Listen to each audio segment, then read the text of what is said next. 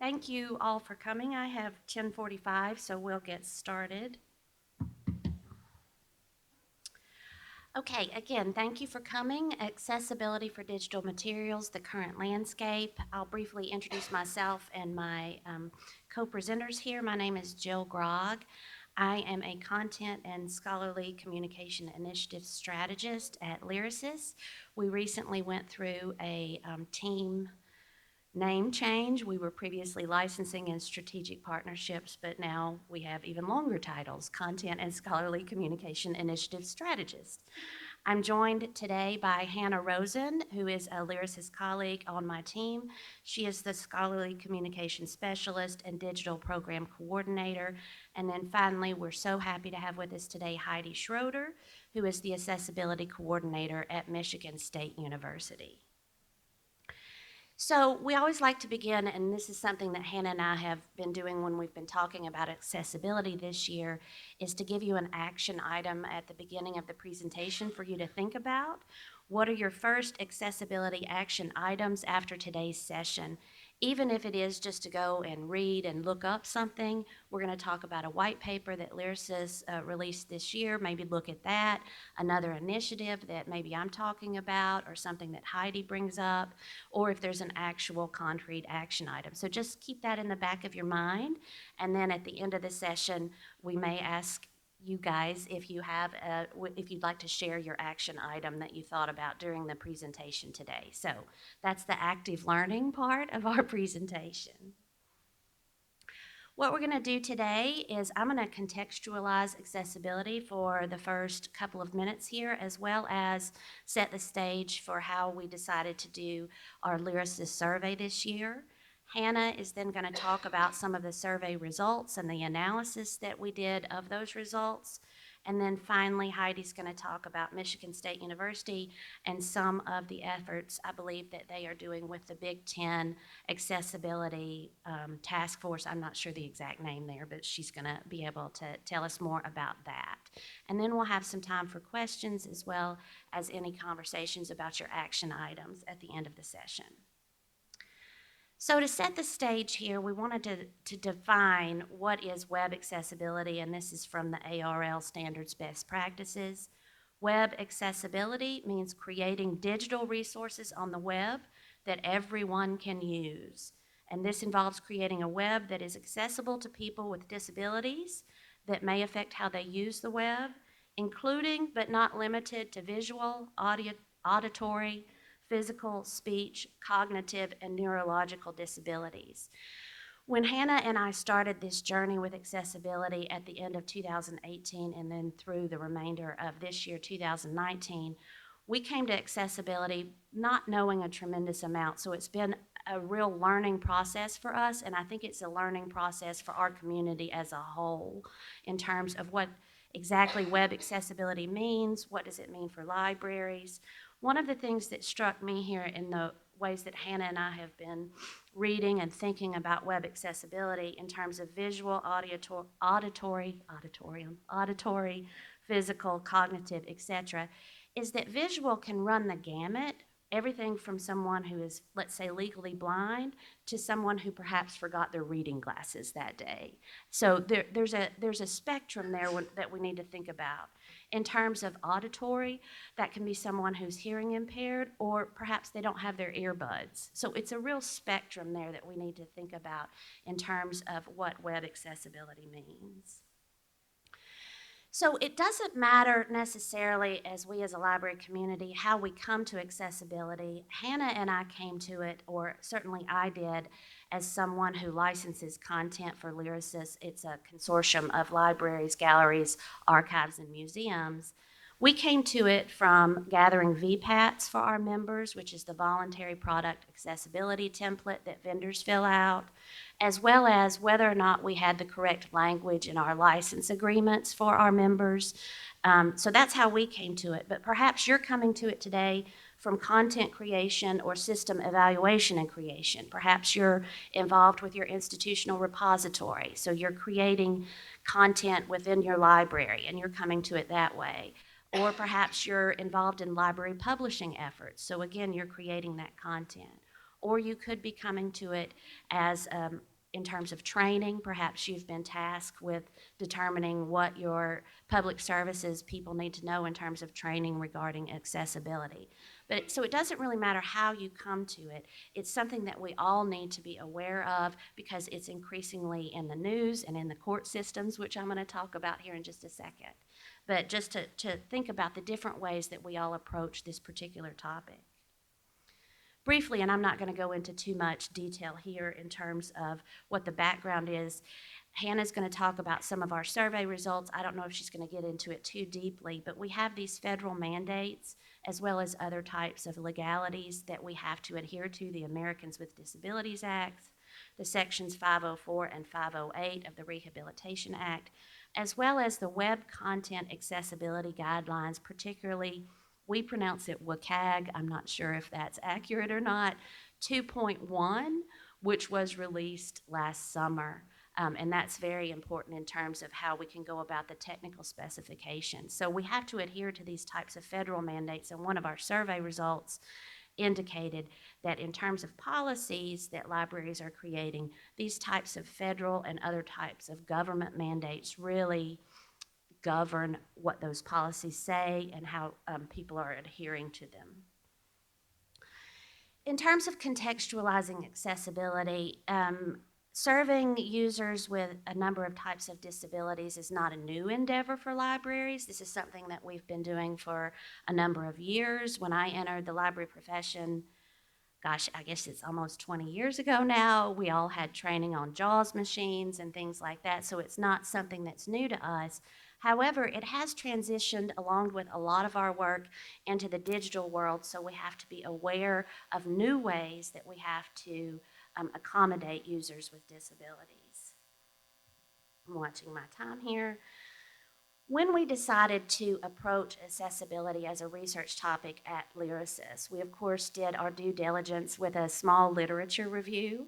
And what we found in terms of existing research out there are a number of topical articles that are available, but they can be very specific. For example, how you go about creating web accessibility for your mobile site, how you go about creating or maintaining positive and productive relationships with your offices for student disabilities on campus, those types of things. There weren't broad surveys of the landscape that we found in the literature. We did find and also looked at other countries and how they're addressing accessibility. JISC, for example, which is the countrywide consortium in the United Kingdom, has a countrywide initiative with lots of materials and information on there. That's not something that we're able necessarily to recreate in the United States because we function differently. We don't have a country level consortium like they do in the United Kingdom or Australia or Canada, for example. We have a number of consortia to which you all belong. I bet you belong to more than one. So there's certainly opportunities for collaboration amongst consortia, but we can't operate in exactly the same way, but we can look at what those other countries are doing, and that's what Hannah and I did to determine how we can go about perhaps collaborating in new and different ways. The Association of Research Libraries released in May of last year a spec kit about accessibility and universal design, which was very helpful as we began our journey into looking at accessibility. However, of course, the Association of Research Libraries is going to be, I think it's 115, 120 of the largest and biggest in the United States.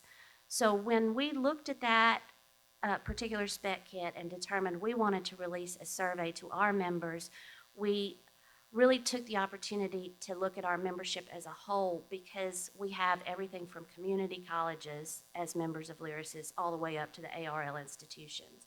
And again, Hannah's going to talk about some of our results and the types of institutions that responded to our survey that's a little broader and deeper in terms of the size and type of institution.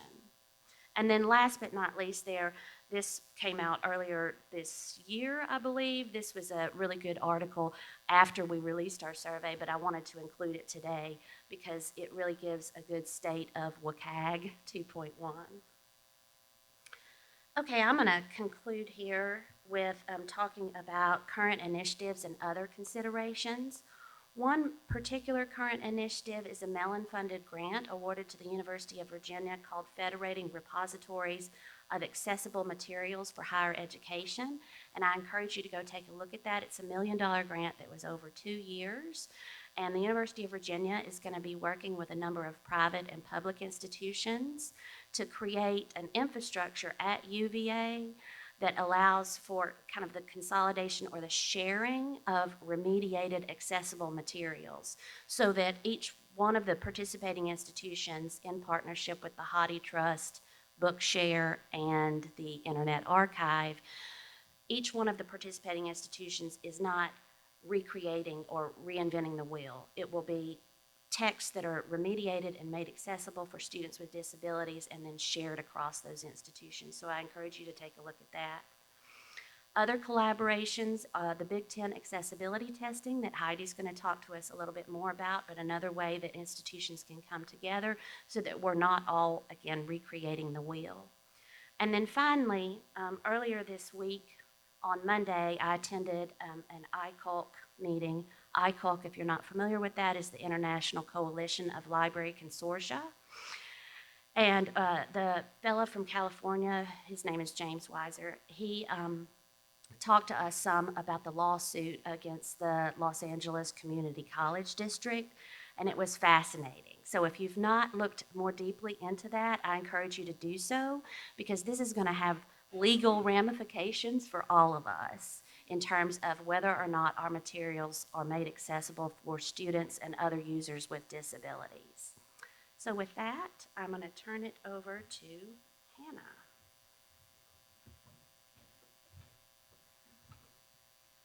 Thank you, Jill.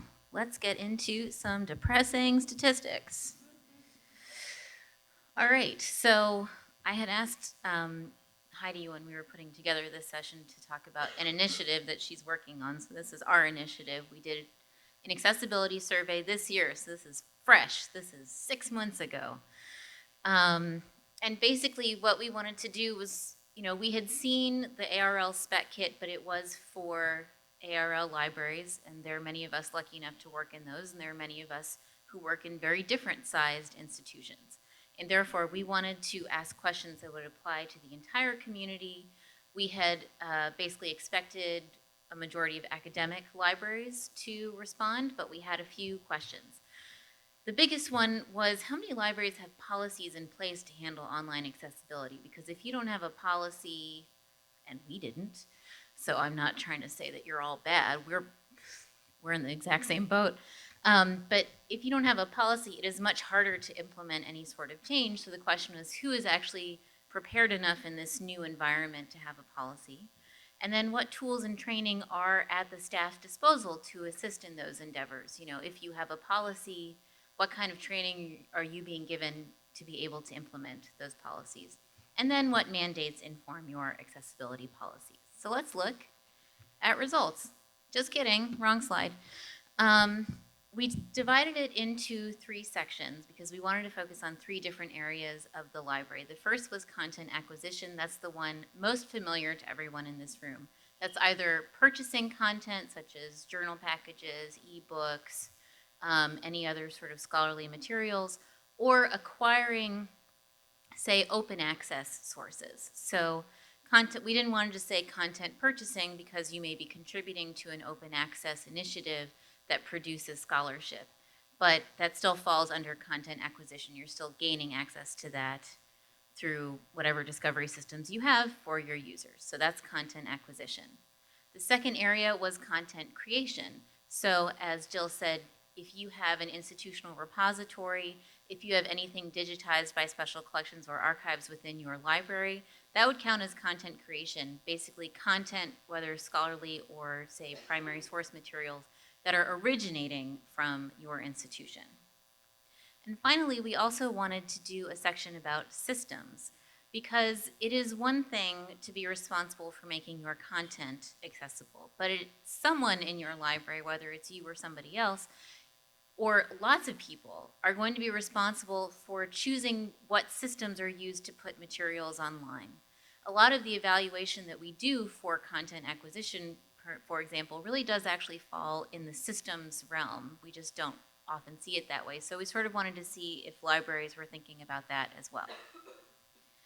And in total, after we sifted through all the noise, we received 155 responses. And we were super pleased by that because that's a pretty large response rate for a library survey. And luckily, this is just a look at the Carnegie Classification breakdown. We had a really nice range of institutions. You know, we have a lot of bachelor's colleges, fair number of community colleges, doctoral, masters. It's a nice mix. And in other, we actually had at least 10 public libraries, and we also had some federal, state, and local government libraries and archives who responded as well. So what that told us is that basically we have a good sense of what the community is doing based on this survey. You know, it's not just one subset of our population. We can't just dismiss it as the top tier or the bottom tier. It's the whole range. Now we're going to look at depressing numbers. Okay. So, does your institution have an accessibility policy for digital content acquisition? The number of people who had a formal policy amounted to about 14%. Not great. Informal was a little higher, about 22%, but the majority of people said no, and then in other people claimed that they did, but they didn't, because that's what other is. It's a bucket for people to say, well, we don't really have something, but we sort of have something, but we're special. So, yeah, content acquisition was not great. It was actually much better for materials that are being created by the library. Over 25% had a formal policy, and a pretty equal amount had some sort of informal policy. So the vast majority of libraries have something in place to handle the content that they put on the web themselves. In terms of systems, it was much starker. Less than 10% had a formal policy at all. And only about 16% had an informal policy. The vast majority had nothing. So our conclusion was that libraries are the most progressive in terms of accessibility when they maintain the most control over their content. Accessibility, as Jill mentioned, is nothing new to us as a community. We've been working on accessible physical spaces. We've been working on, making sure there are JAWS screen readers in our libraries. We've been working on a lot of different things for many years, and in terms of our web content, it's no different. We understand that what we put out there has to be made accessible to as many people as possible. But when it comes to materials that we don't have control over, that we have to purchase, or systems that we have to buy, or systems that we have to download, we are far less able to come up with policies that cover all of the contingencies. So that was an interesting realization that, it isn't our lack of desire, it's our lack of control. Another interesting conclusion was about training. What training has been provided to help staff understand and implement an accessibility policy? And I put all 3 sections here just so you can see, but by far, self-training is really the most popular result, second only by webinars and online courses.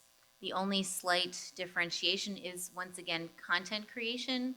People are more likely to be trained by other staff in their institution, but the majority of us are on our own. And I was on my own when I started this. I didn't know how to make an accessible PDF. I don't know how great a job I did, frankly, but we all have to try. But it is interesting that we're tasked with these great responsibilities. And especially, if you look at something like the Los Angeles Community College lawsuit, there are all these librarians who are tasked with making things compliant in a very short amount of time. But probably they're Googling, how do I make things accessible? Or they're Googling, how do I get a vendor to make things accessible? So we're all sort of on our own. And the third question was, which mandates inform your accessibility policy? This one was the least surprising result. The 2 federal mandates and the online guidelines that actually tell us how to make things accessible were the most popular mandates. And all that really tells us is national standards seem to be far more important than state, local, or internal mandates. And we asked a lot of other questions. These slides are going to be available, so I'm not going to go through them, but it's really cool, amazing report, not depressing at all. You should read it over coffee. So the question is, great, we made this depressing report. Does it even matter anymore? I've told you all that we are not where we need to be, so what do we do with this report?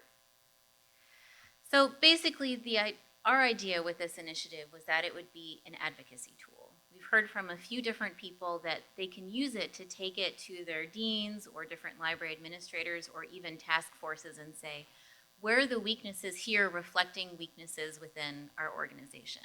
My personal hope is that really it'll change the way that we are learning about accessibility because it's such a big part of our jobs now that being sent out on our own to learn about accessibility will no longer be sufficient, and this is evidence enough to show that we need to be investing in training within our institutions. I did a presentation with someone named Esme Cowles from Princeton University, and I believe he's an AUL for technology. I don't remember his exact title, but he said that everyone who works on systems within the library has received training in terms of making sure that all coding is compliant with accessibility standards. That's an amazing program, but I doubt most of us have that kind of opportunity. But if we all did in the future, that would be a wonderful impact from this particular report. So that is my hope. And now I'm going to turn it over to Heidi, who's a real practitioner, and she is going to talk about her work.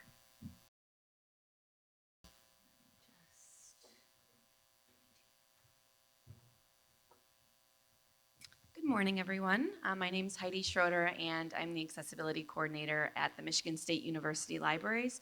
And I'm also the chair of the Big Ten Academic Alliance Library e-Resource Group. So I don't have any slides, but I was asked to talk to answer 4 different questions, and those questions are in the program description.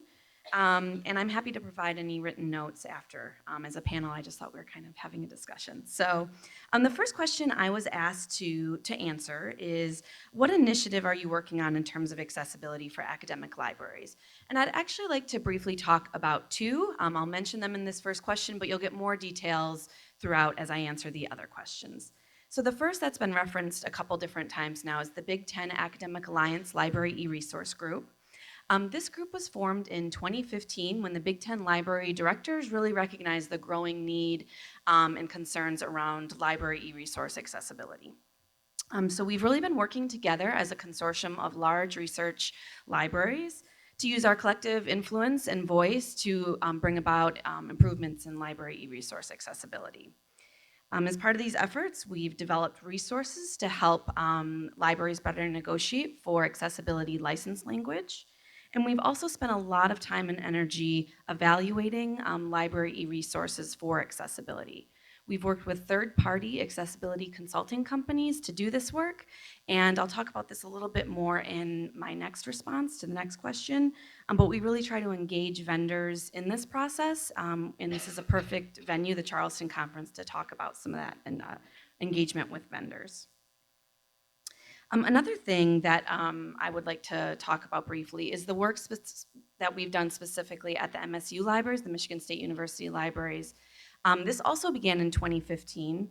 As both Jill and Hannah mentioned, libraries, including the MSU libraries, have been doing a lot of accessibility work, or we've had awareness of accessibility for a really long time. But in 2015, we decided to start a coordinated effort of library accessibility initiatives at the MSU libraries.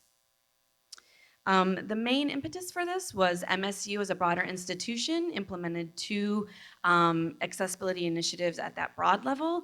One related to accessibility procurement procedures for EIT, Electronic Information Technology, of which libraries have a lot. And then also all major academic units at Michigan State University were required to submit 5-year accessibility plans, mostly related to digital accessibility, but it also got at some goals for training and education and space issues a little bit. So the second question I was asked to answer is, why are these initiatives so very important, and what makes them stand apart from previous initiatives? So starting with the Big Ten, I think that we were really the first consortium to really work together at this level to bring about positive change in e-resource accessibility. And something that's really exciting is we're about to grow to 2 consortia. The Association of Southeastern Research Libraries, or ASERL, are joining our efforts this fall, so our collective voice and influence will be even louder. As I mentioned, we've developed some resources for libraries to use, anyone, related to accessibility license language. So we not only developed ideal accessibility license language, but we've developed alternatives for each section of that language so that libraries can better negotiate with vendors. A lot of times, libraries don't have someone whose role is specific to accessibility. So providing some accessibility knowledge to an e-resources officer who doesn't have that much knowledge of accessibility was something that we really wanted to give libraries and the broader community. We've evaluated 42, and that number is growing, library e-resource platforms for accessibility. Again, we use 2 consulting companies for this work, and we produce reports at a rate of about 2 a month. Each company tends to do about 1. So these are funded by the Big Ten Academic Alliance group of libraries, and this is where I'm going to talk a little bit more about the vendor engagement piece. So as I mentioned, this is really, really important to us. We wanted these reports to be publicly available for any library or our library users, but we knew that just throwing them up there for us all wouldn't really bring about change if we didn't engage the vendors. So we provide these vendors the report at no cost to them. We also offer them a 1-hour consultation call with the accessibility consulting company who performed the evaluation so that they can better understand the major findings of the report and even get some guidance on how to fix some of the issues. And then we also invite vendors to submit a formal response to the evaluation, and we post that publicly on the Big Ten Academic Alliance website as well. And I'm going to read the URL where we post all of these reports, the vendor report, responses, and our ideal accessibility language is also there. That URL is www.btaa.org/library/accessibility. So you can find all of that great work there. Sure. That is www.btaa.org/library/accessibility. If you also Google Big Ten Library Accessibility, it should be the first result that comes up. So in terms of the work taking place at the MSU libraries, I think one thing that really makes that work stand apart is we were one of the first libraries to have a position dedicated to library accessibility. So as the accessibility coordinator, my main job is accessibility, and that's really allowed us to implement a coordinated effort across the library, not just related to e-resources, but to staff training and other initiatives as well. These are detailed in an article I wrote for Reference Services Review last year, so in 2018. But some of the specific initiatives we've been able to implement as a result of my position and our coordinated efforts include establishing a library working group, having an extensive accessibility training plan for staff. So we offer several different accessibility training sessions, either from our internal knowledge that we have at MSU or the MSU libraries. We also rely a lot on some of the webinars and conference recordings that I think Hannah briefly mentioned or showed a slide of. We were able to hire a couple different student accessibility employees, which has really allowed us to excel our accessibility efforts in the library. We've implemented a library remediation service. We have our user experience team working closely with accessibility staff in the library to do a lot of space planning and assessments of our physical spaces. And then we've also implemented accessibility procedures into our e-resource procurement. So the next question I was asked to answer is, do you see a way for individual libraries to incorporate your work into your workflows? Yes, absolutely, and hopefully we've all given you some ideas of action items to take back. I think especially as it relates to library e-resource accessibility, you don't have to have an accessibility staff position, a staff position dedicated solely to accessibility to try to begin implementing some of these procedures. Our e-resources staff and licensing teams are already asking vendors a lot of questions about issues and negotiating for things that we care deeply about in libraries. Think about ILL terms, walk-in access, authentication and access issues. Accessibility is something that can easily be incorporated into this procedure as well. Asking for accessibility documentation from vendors and accessibility information, and relying on all the great examples of existing accessibility license language that are already out there and asking to include that in our licenses is something that I think is a pretty low barrier way to get involved in library e-resource accessibility. And then finally, to wrap up, I was asked, what do you see as the most important information skill set or that libraries need to know to advance the cause of accessibility? And I'm going to include vendors in a couple of my responses as well. So I think the biggest thing is that if you don't know a lot about accessibility or disability, you've already taken my first recommendation, which is learning more by being here today. I think Jill touched on this a little bit, but disabilities are a lot more prevalent than I think some people believe or think. According to the World Health Organization, 1 in 7 people globally experience disability, and according to the 2010 US Census, 19% of Americans experience disability. So that's a really large number and a user group we need to be thinking carefully about, both as libraries and in terms of our vendor partners as well. Also, Jill touched on this, while it's hopefully obvious to all of you in the room, there are a lot of different disability types, so simply learning about some of these that include a lot of temporary disabilities and invisible disabilities, and thinking about how our libraries and as vendors, how the great content and products that they produce can meet this diverse group of users is a really, would be my number one recommendation. I think one way we can do that is to really ensure and advocate that accessibility be included in broader diversity, equity, and inclusion, or DEI conversations.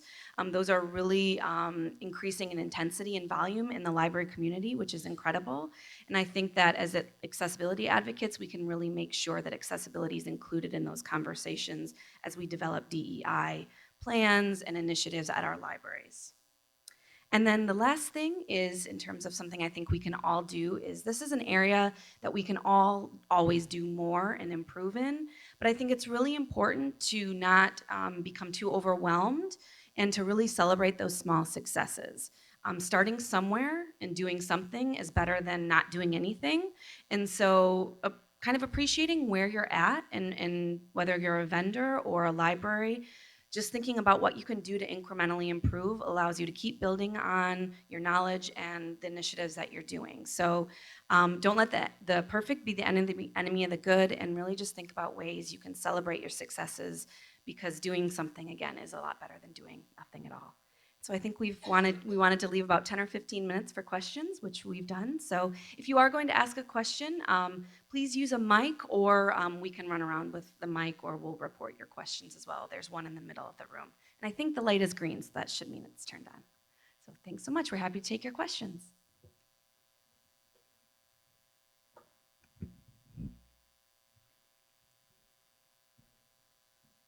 So I wanted to bring up the dirty word that's always in this kind of conversation, which is funding and manpower. What techniques, strategies, ideas do you have for getting grant funding, getting funding from your provost, getting funding from outside organizations that would help with this process? Well, I'll say this, what really, and then I hand it over to Heidi because she's working in an actual library. I think I worked for many years at the University of Alabama, and previous to that at Mississippi State University. And accessibility, it really reminds me when I first started at Mississippi State University, the person in charge of the library, in charge of copyright at the library, had retired. So they hired me and said, "You're in charge of copyright." And I knew nothing about copyright. And I think that happens a lot with accessibility. Like they're looking around and they're like, okay, you're now in charge of accessibility. And I had no background in copyright. I had to go out and learn it. So I think that's what happens a lot. However, what really opened my eyes was hearing about this lawsuit on Monday in greater detail.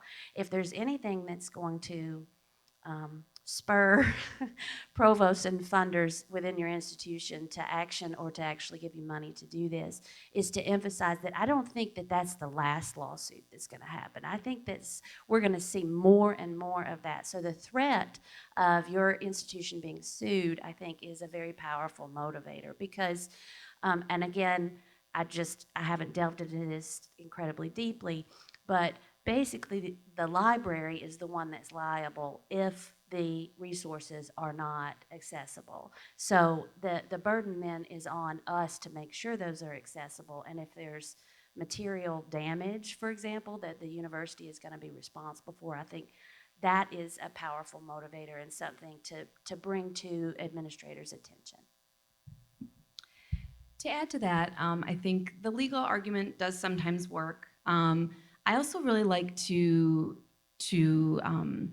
connect accessibility work to the broader mission and values of librarianship. I think it's a core value of ours to provide equal access to information to all of our users, and I think that resonates really well with library administrators. And again, I think during a time when DEI efforts are really increasing and including accessibility into those conversations, that might be a way to get some funding or some resources to help with some of the accessibility efforts that your library might be interested in. And then again, to my last point, I think even without a ton of money or resources or time, there are little things that you can do. And I think the library community is so great about sharing our work and supporting each other that there's a lot of great information and resources freely available out there to give you some ideas of maybe some of those simple, low barrier things to get started in this work. And again, I think people who get involved in accessibility start to very quickly get passionate about it. And so you'll do one thing and realize that you just want to keep doing more. So those are a couple ideas that I had for your question.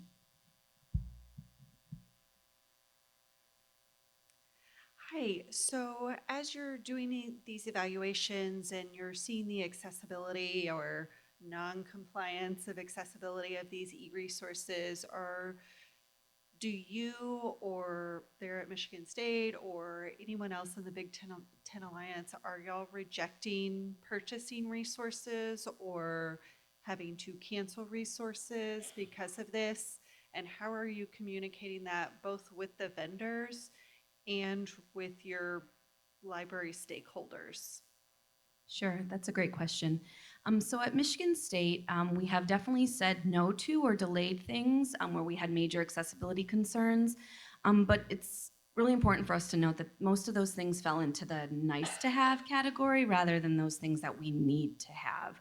I mean, as an R1, we need content from these publishers and vendors for medical research, huge grants. So we can't just start canceling things, and nor do we want to do that. We'd much rather take the approach with vendors that this is important. Let's try to find a way to work together and to improve. So I think that there are some libraries like LACCD where they are facing a really court mandated ruling where they have a year, right, to determine the accessibility of all of their e-resources. And for things that aren't accessible, they either have to be able to make sure those are accessible in a timely manner, which in this court ruling was defined before or at the same time as. That's different from a lot of previous court rulings, or they're going to have to cancel.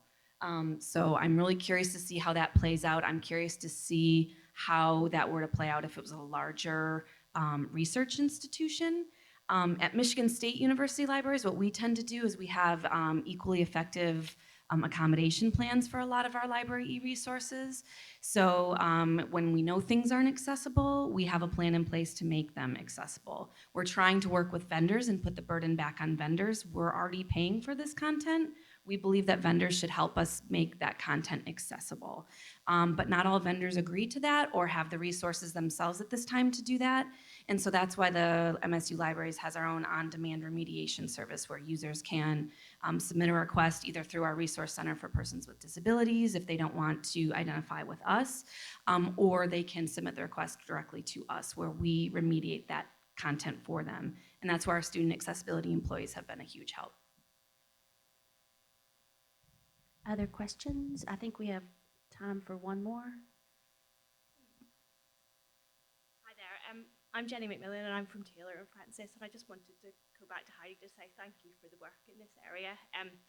To say that we have taken the audit work that they did for us in 2017 and looked at the accessibility recommendations and are proactively working our way through what has come up out of the report. So I think the work has been really valuable and has been sort of good for us, but also good that we can then demonstrate back to you that we're committed to improving accessibility. Okay, so thank you for that. Thanks. Yes, and we actually looked at LYRASIS when we're including licensing language accessibility for all of our group purchases. We actually looked at the Big Ten licensing language as well. So this kind of collaboration, I think, is really useful, particularly in this area. So we're going to wrap up with one comment from Hannah. So we did ask you at the beginning just to think about an action item that you might want to try after this particular session. I'm not going to call on anyone because that's mean and scary. But I think a good way to approach this, there's a lot of information here. Some of it is legal and scary. Some of it is very high and mission driven. Some of it is very technical. But in terms of a personal exercise, I think I would just say, consider trying an exercise in empathy. A lot of us see these as requirements that we are trying to fulfill, but really what we're trying to do is just make our resources more flexible for any type of user to come into the library. An actual concrete example of an exercise in empathy would be trying to download a screen reader. This is something that I did based on a recommendation from a previous panelist, co-panelist. And he said, just try turning on a screen reader and using it for 10 minutes, and you will have a very different perspective of the level of impatience that you will arrive at very quickly. Even what look like minor mistakes on a website can turn into regular annoyances for someone trying to use some of these technologies. And until you really struggle just to figure out the commands and then suddenly see the gaps as you're moving through a website, it does change how you feel about the resources, and it makes you realize that someone at your institution probably is doing this every day. And just the little things, when we try and create, when we have instructional librarians try and create presentations to teach students how to use library resources, this is no different. You're just trying to help one other person use the resources and get the knowledge that they need. So that's what I would say. I hope that you all have wonderful action items, whether small accomplishments that are achievable and should be celebrated, as Heidi said, or bigger plans. We hope we made a difference today. So thank you.